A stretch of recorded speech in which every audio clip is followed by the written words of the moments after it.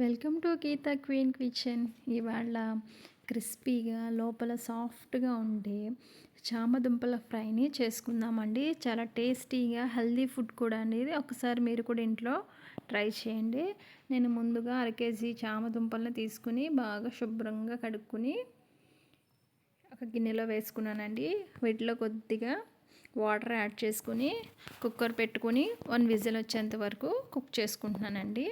తర్వాత దానిపై ఉన్న తొక్క అంతా తీసేసి వాటిని చక్కగా చక్రాల్లా కట్ చేసుకున్నానండి. పాన్లో కొద్దిగా ఆయిల్ మాత్రం వేసుకున్నానండి. ఎక్కువ ఆయిల్ అవసరం లేదులేండి. కొంచెం ఆయిల్ వేసుకుని దాన్ని ముక్కల్ని దాంట్లో వేసుకుంటున్నానండి.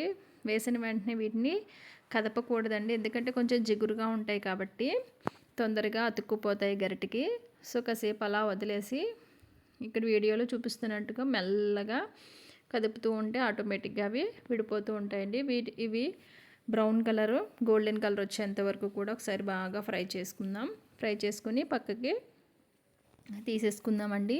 లోపల చాలా సాఫ్ట్గా బయట క్రిస్పీగా చాలా టేస్టీగా ఉంటాయండి. తర్వాత నేను పోపు కోసం కొద్దిగా ఆయిల్ వేసుకొని వెల్లుల్లి రెబ్బలు, కొంచెం ఆవాలు, కొద్దిగా జీలకర్ర, కరివేపాకు వేసుకున్నానండి.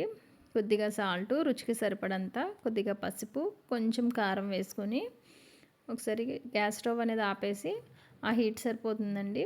ఇవి ఫ్రై చేసుకున్న ముక్కల్ని అందులో వేసుకుని ఒకసారి టాస్ చేసుకుంటే ఈవినింగ్ స్నాక్లా కూడా తినొచ్చండి. ఇవి చాలా టేస్టీగా ఉంటాయి, చాలా హెల్దీ ఫుడ్ కూడా అండి. బయట క్రిస్పీగా లోపల సాఫ్ట్గా, పిల్లలకు కూడా ఇస్తే చాలా ఇష్టంగా తింటారండి ఇవి. మీరు కూడా ఒకసారి వీటిని ట్రై చేయండి.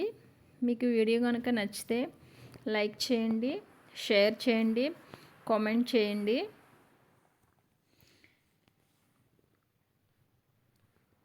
తప్పకుండా వీడియో మీకు నచ్చిందని అనుకుంటున్నానండి.